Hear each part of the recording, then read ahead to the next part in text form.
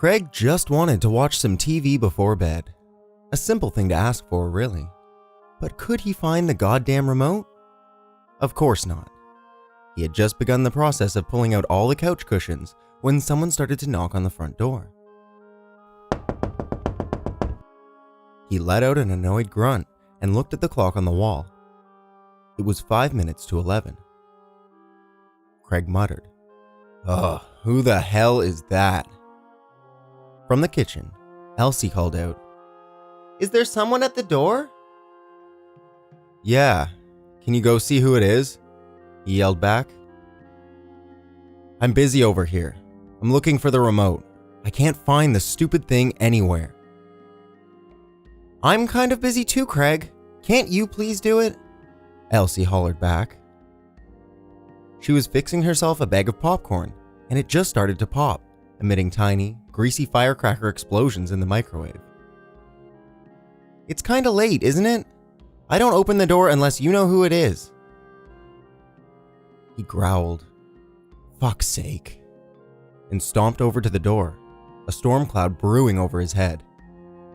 "Who is it?" Craig was answered by a more brisk rapping.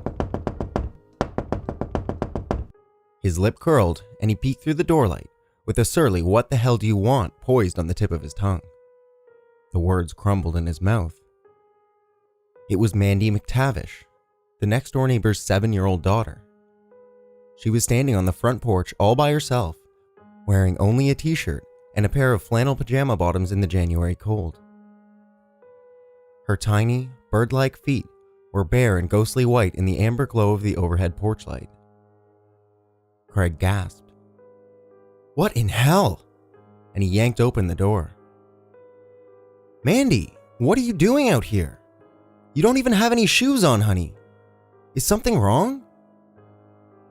The little girl looked up at him with a frozen non-expression, perfectly smooth and neutral. Craig had time to register that her eyes seemed strangely reflective in the muted light, almost like they were emitting a yellowish glow. And then the girl's arms suddenly shot forward in a blur, fingers hooked to seize the front of his hooded sweatshirt. Craig flinched back from the unexpected movement, but Mandy's hand stopped just short of reaching across the threshold. Craig looked down at them with goggle-eyed surprise. "What?" Mandy let out a creaky little mew and dropped her arms to her sides. A thin, delicate stringer of drool slipped out from the corner of her mouth and ran down the side of her chin. She said, "Let us in." Her voice dragged out in a rusty, atonal tone, the exact opposite of her usually bright-eyed, littling little chirp. This was the croak of an ancient crone, a noxious old wrench suffering through the final hours of a long and odious existence. Craig felt a shiver race down his spine. He blinked and cleared his throat. "What do you mean, us, Mandy? Is everything okay at home?" "Let us in." Craig looked down into the girl's luminescent gaze, and, for a second or two, he found himself wanting to do just that, to step back and invite her in. But, at the same time, he didn't want to, because something was wrong here, horribly wrong. A finger of unease trailed down his spine, leaving gooseflesh in its wake. The look on Mandy's face, the white pallor of her skin, and even though she was out there in the bitter cold in only her thin pajamas, the kid wasn't shivering in the slightest. She's just a skinny little stick of a girl. How could she not be freezing out there? What the fuck? His gaze had strayed down to the girl's bare feet again, and this time he realized that they weren't actually making contact with the all-weather carpet that covered the front porch. Mandy was floating several inches in the air. There weren't any footprints in the fresh snow behind her either. Craig's heart abruptly started to pound in its chest. He thought, this isn't Mandy. It's not her. It was a crazy thought, a nonsensical thought, but it was true. This wasn't sweet, happy-go-lucky little Mandy McTavish. Not at all. This was a monster. Craig found himself swinging the door shut. He didn't know what was going on, but he knew that it was wrong, and that was enough. "Let us in," Mandy repeated, and the door slammed shut on her strange, blank little face. Craig turned the deadbolt and slid the chain in place. His hands were shaking. "No, you can't come in. Go away." Craig slowly backpedaled down the short hall, dreading the sound of another knock. And he let out a little shriek when Elsie's questioning hand settled on his shoulder. He spun around and his elbow knocked her bowl of popcorn flying. It shattered against the wall. Popcorn and shards of glass sprayed across the floor. Elsie cawed like a startled crow and smacked him dead center on the chest with an open-handed slap. "Jesus, what the hell, Craig?" she spat. "Look what you did! What are you—" "Elsie, don't open the door." The words came out as a quavering plea. "If she knocks again, ignore it, okay? Don't open that door." What are you talking about? Who's out there?" Elsie pushed past him, still yammering out a barrage of unanswerable questions, and Craig grabbed her arm hard enough to make her gasp. "I said don't open the door." Elsie smacked his hand away. "Ouch, Craig, what is wrong with you?" Her face was pinched into an expression of bewildered annoyance. Broken bowl, popcorn mess on the floor, husband gone crazy. What the hell is this? Craig scuttled after her in an agony of anxiety.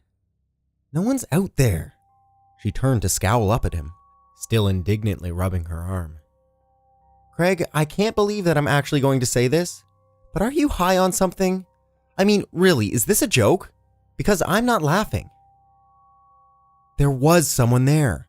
It was Mandy McTavish. She was in her pajamas and she was out there all by herself. She told me to let her in, but I didn't. I didn't dare. I don't even know how to say this, but she wasn't what? Poor little Mandy was out there all alone in her PJs and you didn't let her into the house? Craig? He struggled to find the words to express the terror he'd just felt, the overwhelming sense of impending doom. But he couldn't think of a way to explain himself that wouldn't sound completely insane. What was he going to say? That Mandy was floating in the air? That she hadn't left any footprints in the fresh snow? He ran his hands through his hair and let out a long, heavy sigh. Something about the whole thing was just completely off, Elsie. I can't properly explain it, but it made my skin crawl and Elsie turned her back on him and started to unhook the chain. He lunged at her and caught her hand in both of his. Please don't do that, hun. I mean it. Don't do that. Craig, are you okay? No, he thought. I'm not okay. I'm scared shitless. There was a scream outside, shrill and desperate. The Renfrews both jumped in unison. Elsie clawed back the little lace curtain that covered the doorlight, and they crowded together to peer outside, clutching each other like frightened children. A woman wearing only a bathrobe and one fuzzy slipper ran into view, all out sprinting down the middle of the street with her hair streaming back in the frigid breeze and her mouth gaping open to let out another scream. A smaller form streaked in from behind and slammed into her with immense force. There was a flash of movement, and wham! Two bodies were rolling together in the powdery snow, tumbling in a flailing tangle of limbs. There was one last shriek, high-pitched and raw, and the two struggling forms rolled out of sight. The street was quiet again. If it weren't for the disturbance in the snow, it would have been as if nothing had happened out there at all. Elsie turned to Craig with a shocked, stricken look on her face. What just happened? Was that Vicky Pembroke? I think it was, he whispered. Keep your voice down, okay? Turn off the hall light. Turn off all the lights. But, Vicky... Elsie gestured weakly at the door. No, we aren't going out there. Are you crazy? Craig reached out and flicked the switch on the hall light himself. I'm calling the cops. I don't know how I'm going to explain myself without sounding like a lunatic, and I don't give a shit. I'm calling them anyway. Craig crept back to the front door and turned off the outside light. He took another peek outside and froze. I think I'm going up to bed now, okay? Elsie's lips trembled. She was struggling against tears. I don't like this, and I'm freaked out, and I just want to go lay down. Craig took in a deep breath and said, Not just yet. Can you come here and tell me if you see what I'm seeing? The woman with the bathrobe and single fuzzy slipper was back. It was Vicky Pembroke after all. She was gliding down the street, with her feet hovering several inches off the surface of the road, her bathrobe now loose and flapping around behind her in the stiff, icy breeze. Her face was completely devoid of emotion, slack and flat, like she's dead, he thought. Dead and laying on a slab in the morgue. Oh my God, Elsie whispered. Look at her feet. Her feet aren't touching the ground. Vicky stopped directly in front of their house. She tilted her head back and appeared to be sniffing the air. A predator catching scent of its prey. How cold is it tonight? Almost 20 below? Elsie turned and clutched Craig's arm. She's just about naked out there and she doesn't even seem to notice. Vicky revolved in midair to face the house. Even though Craig and Elsie were crouched down in the dark, he was sure that she was looking directly at them. Craig hissed, Get away from the door! And he grabbed his wife by the waist to haul her into the deeper shadows of the hallway. Vicky floated smoothly up to their front porch and ascended the steps. Her face as still and serene as a statue. Her bare breasts were like twin slabs of slopping alabaster in the glow of the porch light, hanging ponderously against her sagging midriff. Vicky levitated across the porch in that surreal, dreamlike manner and stopped in front of the door, still sniffing delicately at the air. Vicky's eyes were glowing in a dull, sickly shade of yellow. She started to whap her fist on the door, the rhythm rapid and inconsistent. Craig pulled Elsie close, and they huddled together against the wall. Let us in, Vicky called to them. She spoke in that same dead, dragging rasp as Mandy McTavish, the rattle of dead leaves in a frozen gutter. Let us in. What's wrong with her? Elsie asked, her eyes very wide and wet. Craig, I'm scared. This is freaking me out. Don't listen to her. Come on. He led his wife back into the living room, stepping gingerly through the mess of broken glass and popcorn on the floor. He sat her down on the couch and grabbed his cell phone off the table. It was time to call the cops. There was a long moment of silence on the other end, a loud click, and then the mindless, one-tone blatting of the busy signal. Like hell, really? Craig grunted. I call 911 and I can't even get an automated message on the line? Bullshit. Vicky finally stopped rapping on the front door, and the silence that came after was unsettling. They looked at each other with the same troubling question in their eyes. What do we do now? Maybe we should make a run for one of the cars.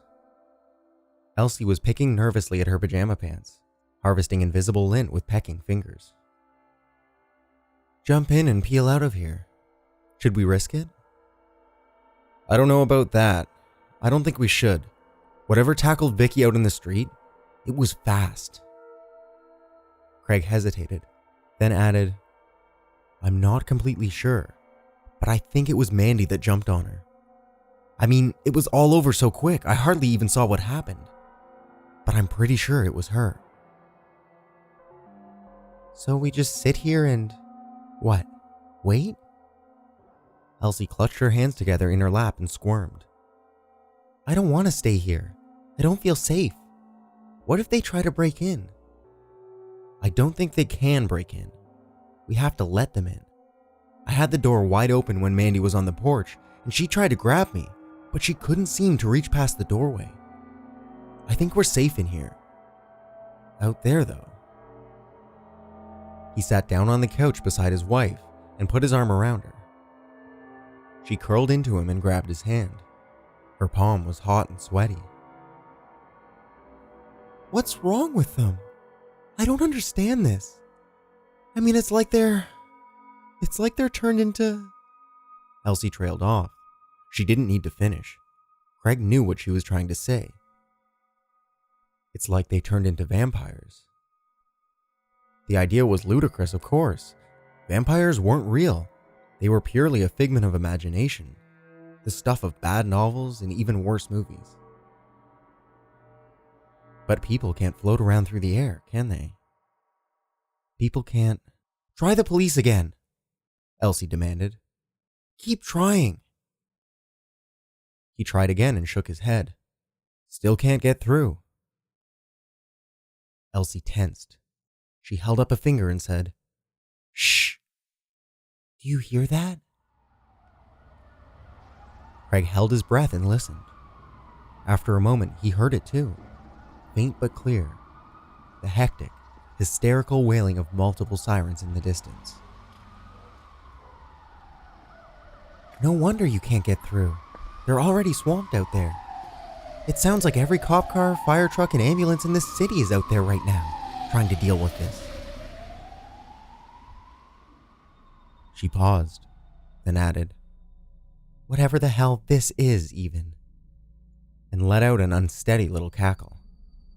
Craig reached over and clicked off the standing lamp in the corner, plunging the living room into gloom. "You were right. We can't wait for someone to come save us. We need to get out of here.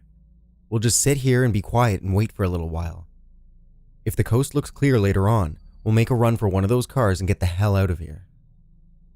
Elsie's reply was interrupted by a volley of muffled screams. They were coming from somewhere close by, no more than a few houses away. A medley of terrified shrieks echoed and rebounded down the empty street, wordless cries of horror and agony. Craig put his arms around his wife, and they hugged each other, both of them clamping down hard against screams of their own. A man's voice rose above the din, wavering and falsetto in his terror. "Keep away from me! Stay back! I've got a gun! I've got a fucking gun! I've got..." There was a loud, dry crack of a gunshot, and the man's hysterics suddenly cut off in mid-wail. In the thick silence that followed, the only sounds to be heard at 19 Chestnut Street were the wind moaning across the eaves and the Renfrew's own ragged, shallow breathing. "They let them in," Craig whispered. "They shouldn't have let them in." He pulled Elsie a little closer. They cringed in the dark and clutched each other as chaos laid waste to the world outside the walls of their home.